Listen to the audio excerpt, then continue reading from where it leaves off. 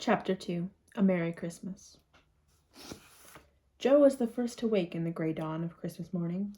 No stockings hung at the fireplace, and for a moment she felt as much disappointed as she did long ago, when her little sock fell down because it was crammed so full of goodies. Then she remembered her mother's promise, and, slipping her hand under her pillow, drew out a little crimson-covered book. She knew it very well, for it was that beautiful old story of the best life ever lived, and Jo felt that it was a true guidebook for any pilgrim going on a long journey. She woke Meg with a "Merry Christmas," and bade her see what was under her pillow. A green-covered book appeared, with the same picture inside, and a few words written by their mother, which made their one present very precious in their eyes.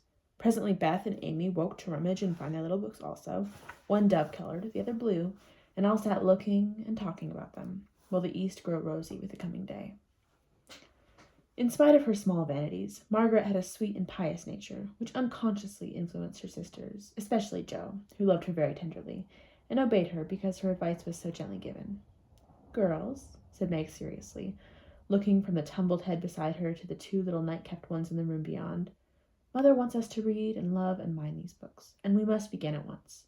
We used to be faithful about it, but since Father went away and all this war trouble unsettled us, we have neglected many things. You can do as you please, but I shall keep my book on the table here and read a little every morning as soon as I wake, for I know it will do me good and help me throughout the day." Then she opened her book and began to read. Jo put her arm round her and, leaning cheek to cheek, read also, with the quiet expression so seldom seen on her restless face. "How good Meg is! Come, Amy, let's do as they do.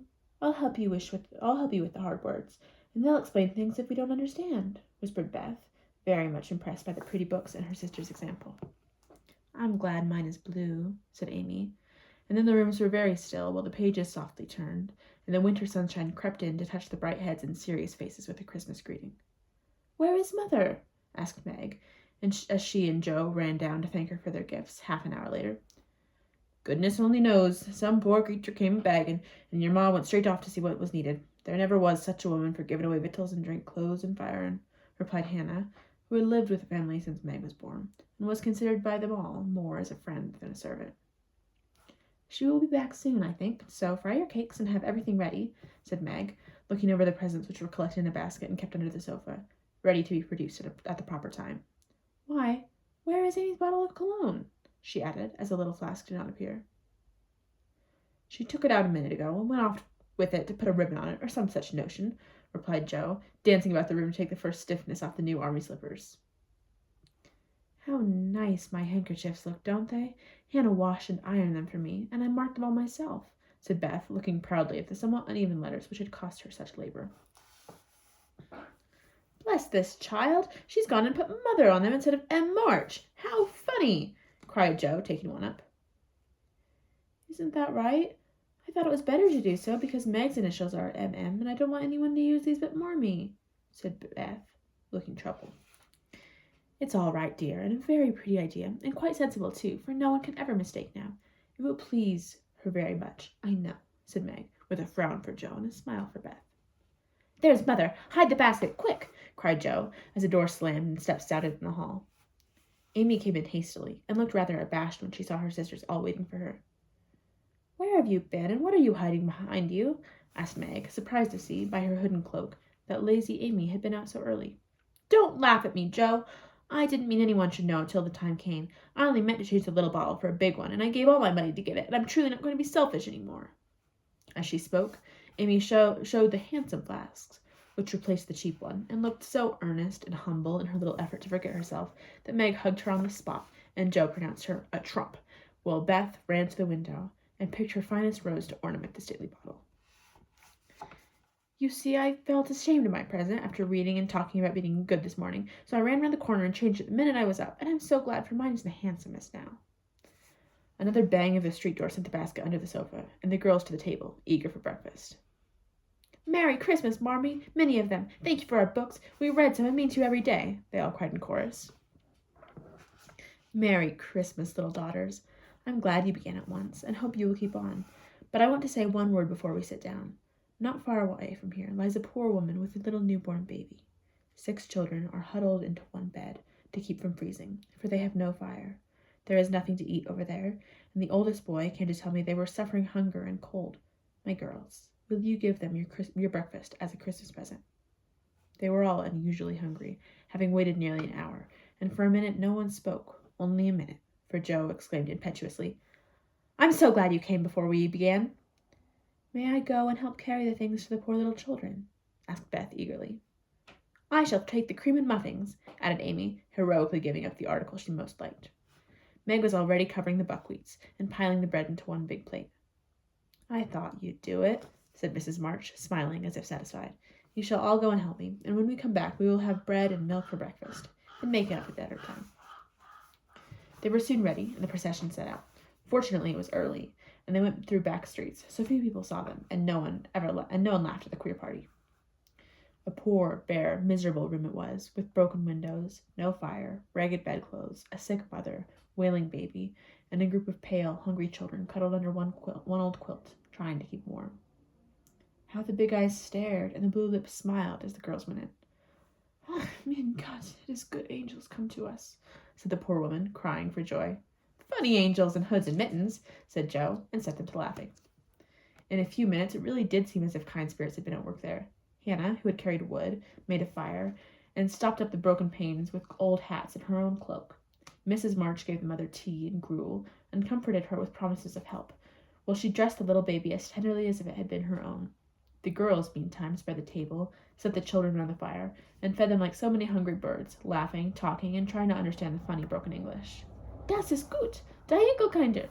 cried the poor things, as they ate and warmed their purple hands at the comfortable blaze. The girls had never been called angel children before, and thought it very agreeable, especially Joe, who had been considered a Sancho ever since she was born. That was a very happy breakfast, though they didn't get any of it. And when they went away, leaving comfort behind, I think there were not all in the city 4 merrier people than the hungry little girls who gave away their breakfasts and contented themselves with bread and milk on Christmas morning. "That's loving our neighbor better than ourselves, and I like it," said Meg, as they set out their presents while their mother was upstairs collecting clothes for the poor Hummels. Not a very splendid show, but there was a great deal of love done up in the few little bundles, and the tall vase of red roses, white chrysanthemums, and trailing vines, which stood in the middle, gave quite an elegant air to the table. "She's coming! Strike up, Beth! Open the door, Amy! 3 cheers for Marmee!" cried Joe, prancing about while Meg went to conduct Mother to the seat of honor. Beth played her gayest march, Amy threw open the door, and Meg enacted escort with great dignity. Mrs. March was both surprised and touched, and smiled with her eyes full as she examined her presents and read the little notes which accompanied them. The slippers went on at once, a new handkerchief was slipped into her pocket, well scented with Amy's cologne, the rose was fastened in her bosom, and the nice gloves were pronounced a perfect fit.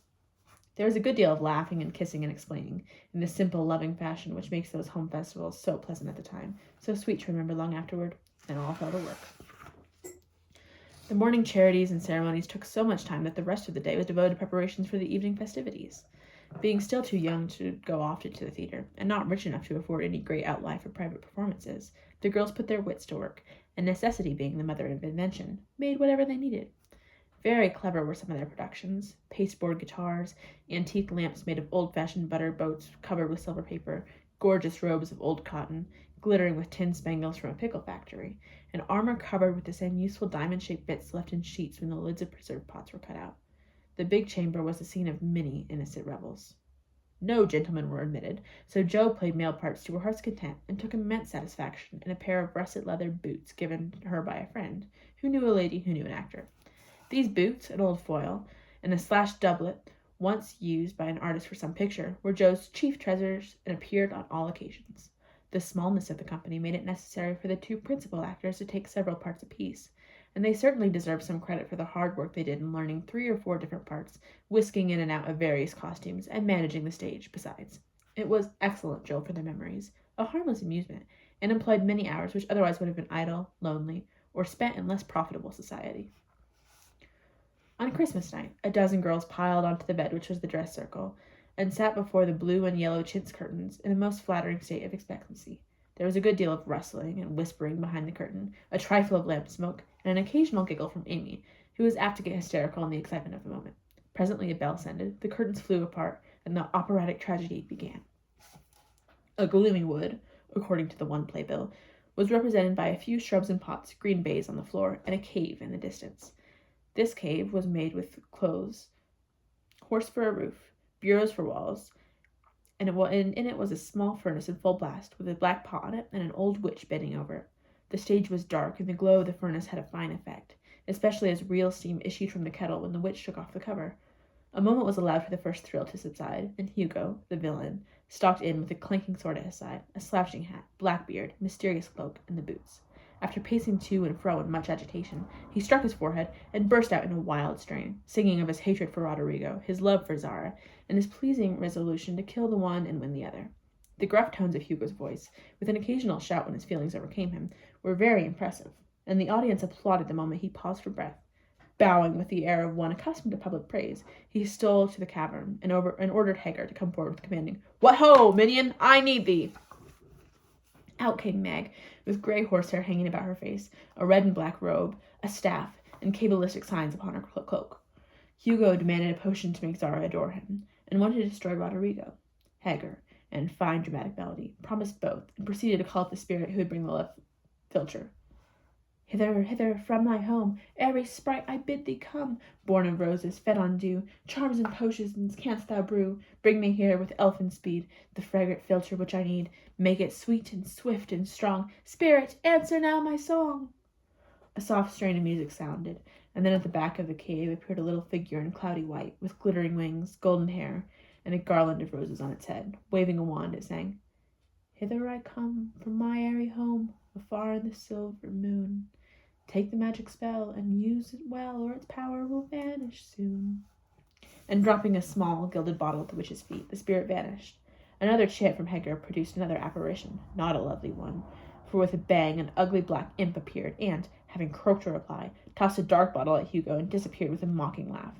Having warbled his thanks and put the potions in his boots, Hugo departed, and Hagar informed the audience that as he had killed a few of her friends in times past, she had cursed him and intends to thwart his plans and be revenged on him.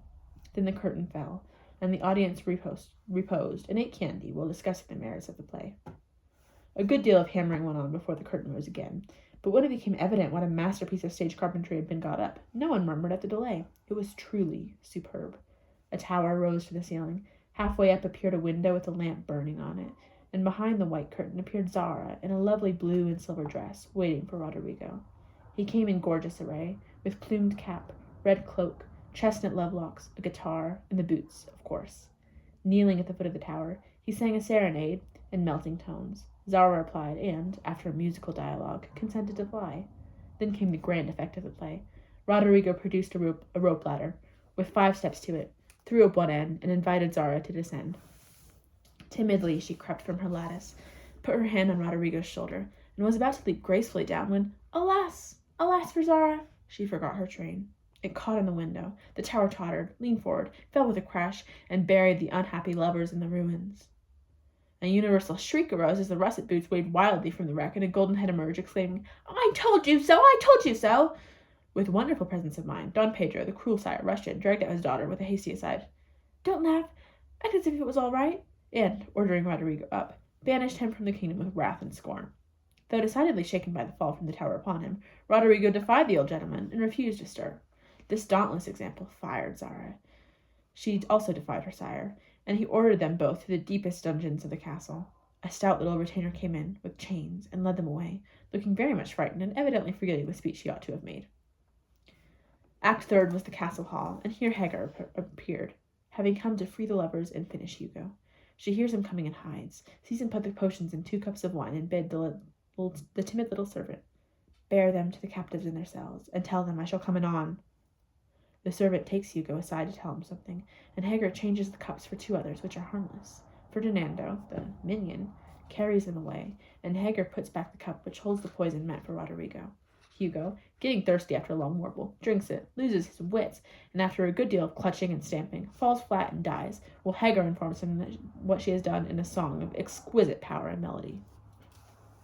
This was a truly thrilling scene, though some persons might have thought that the sudden tumbling down of a quantity of long red hair rather marred the effect of the villain's death.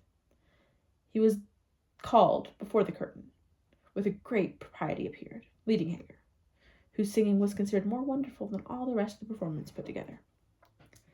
Act fourth displayed the despairing Rodrigo, on the point of stabbing himself because he had been told that Zara had deserted him. Just as the dagger is at his heart, a lovely song is sung under his window, informing him that Zara is true but in danger, and he can save her if he will. A key is thrown in, which unlocks the door, and in a spasm of rapture he tears off his chains and rushes away to find and rescue his lady love. Act 5 opened with a stormy scene between Zara and Don Pedro. He wishes her to go into a convent, but she won't hear of it, and after a touching appeal, is about to faint when Roderigo dashes in and demands her hand. Don Pedro refuses, because he is not rich.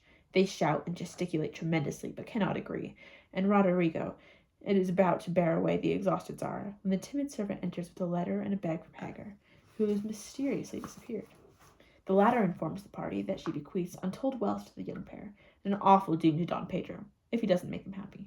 The bag is opened, and several quarts of tin money shower down upon the stage, till it is quite glorified with the glitter. This entirely softens the stern sire. He consents without a murmur. All join in a joyful chorus, and the curtain falls upon the lovers kneeling to receive Don Pedro's blessing in attitudes of the most romantic grace. Tumultuous applause followed, but received an unexpected check, for the cot bed on which the dress circle was built suddenly shut up and extinguished the enthusiastic audience. Roderigo and Don Pedro flew to the rescue, and all were taken out unhurt, though many were speechless with laughter. The excitement had hardly subsided when Hannah appeared with Mrs. March compliments, and would the ladies walk down to supper. This was a surprise even to the actors, and when they saw the table, they looked at one another in rapturous amazement. It was like Marmee to get up a little treat for them, but anything so fine as this was unheard of since the departed days of plenty. There was ice cream, actually 2 dishes of it, pink and white, and cake and fruit and distracting French bonbons, and, in the middle of the table, 4 great bouquets of hot house flowers. It quite took their breath away, and they stared first at the table and then at their mother, who looked as if she enjoyed it immensely. "Is it fairies?" asked Amy. "Santa Claus," said Beth. "Mother did it," and Meg smiled her sweetest, in spite of her gray beard and white eyebrows. "Aunt March had a good fit and set the supper," cried Joe, with a sudden inspiration. "All wrong. Old Mr. Lawrence set it in," replied Mrs. March. "The Lawrence boy's grandfather? What in the world put such a thing into his head? We don't know him," exclaimed Meg. "Hannah told one of his servants about your breakfast party. He's an odd old gentleman, but that pleased him. He knew my father years ago, and he sent me a polite note this afternoon, saying he hoped I would allow him to express his friendly feeling toward my children by sending them a few trifles in honor of the day. I could not refuse, and so you have a little feast at night to make up for the bread and milk breakfast." "That boy put it into his head. I know he did. He's a capital fellow, and I wish we could get acquainted. He looks as if he'd like to know us, but he's bashful, and Meg is so prim she won't let me speak to him when we pass," said Joe, as the plates went round, and the ice began to melt out of sight, with oohs and ahs of satisfaction. "You mean the people who live in the big house next door, don't you?" asked one of the girls. "My mother knows old Mr. Lawrence, but says he's very proud and doesn't like to mix with his neighbors. He keeps his grandson shut up when he isn't riding or walking with his tutor, and makes him study very hard. We invited him to our party, but he didn't come. Mother says he's very nice, though he never speaks to us girls. Our cat ran away once, and he brought her back, and we talked over the fence, and we were getting on capitally, all about cricket and so on, when he saw Meg coming and walked off. I mean to know him some day, for he needs fun. I'm sure he does," said Joe decidedly. "I like his manners, and he looks like a little gentleman, so I have no objection to your knowing him if a proper opportunity comes. He brought the flowers himself, and I should have asked him in, if I had been sure what was going on upstairs. He looked so wistful as he went away, hearing the frolic and evidently having none of his own." "It's a mercy you didn't, Mother," laughed Joe, looking at her boots. "But we'll have another play sometime that he can't see. Perhaps he'll help act. Wouldn't that be jolly?" "I never had such a fine bouquet before. How pretty it is!" And Meg examined her flowers with great interest.